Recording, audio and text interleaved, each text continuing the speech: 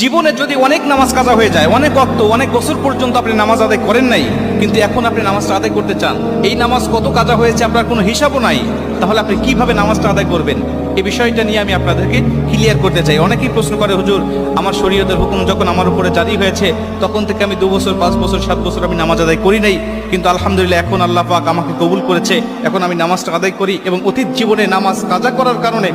আমার ভিতরে অনুশোচনা আসছে, হুজুর নামাজগুলো আমি আদায় করতে চাই, কেমনে করে নামাজ আদায় করব?